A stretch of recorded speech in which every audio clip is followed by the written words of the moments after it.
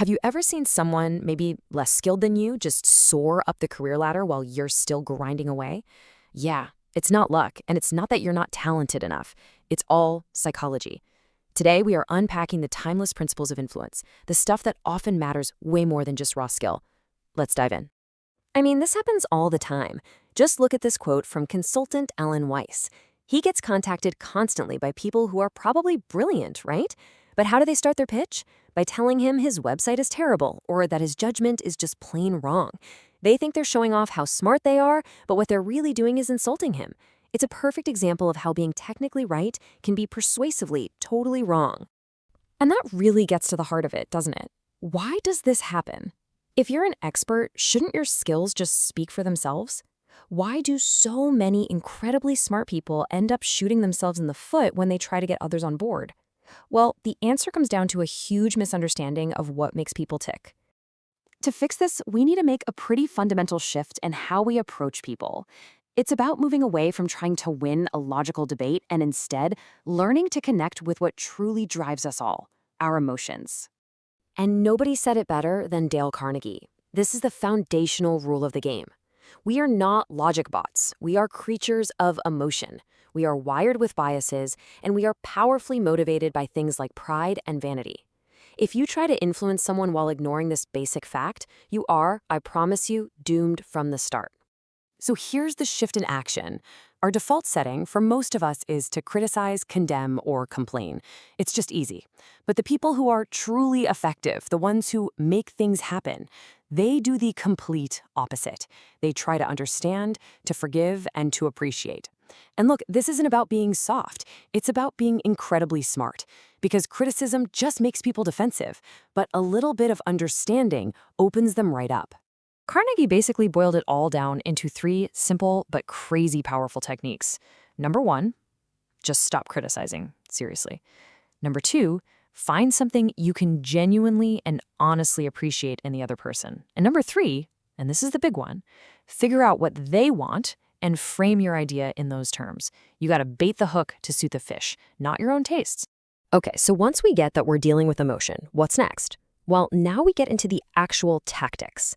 How do you actively and genuinely win people to your way of thinking? Let's get into it. These 6 rules are absolute gold. And I know they look simple on screen, but think about it. How often do people actually do these things well? Just remembering someone's name? It's like a secret weapon. It sends a message that you see them, but they matter. Or being a good listener. In a world where everyone's just waiting for their turn to speak, someone who actually listens is unforgettable. Now, this next one is one of the most counterintuitive ideas in the whole thing, but it's so important. You ready? You cannot win an argument. You just can't. Even if you come armed with all the facts and you logically dismantle their position, you've still lost. Why? Because you've hurt their pride and you've made them resent you. The only real way to win is to not play the game. Ah, this is a master-level move. Seriously, people will fight to the death for an idea they believe is their own. So instead of pushing your solution on someone, try planting seeds, ask questions, nudge them a little, guide them to the conclusion you want, and then let them take the credit. If they feel like it's their idea, they'll champion it with a passion they'd never have for yours.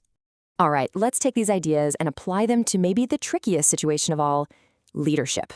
How in the world do you give someone tough feedback or correct a mistake without totally crushing their spirit and making them resent you? This 4-step guide is an absolute game changer. And you can see the theme running throughout, right? It's all about preserving the other person's dignity. You start with praise. You show some humility by admitting you're not perfect either. You empower them by asking questions. And maybe most important of all, you never, ever humiliate them.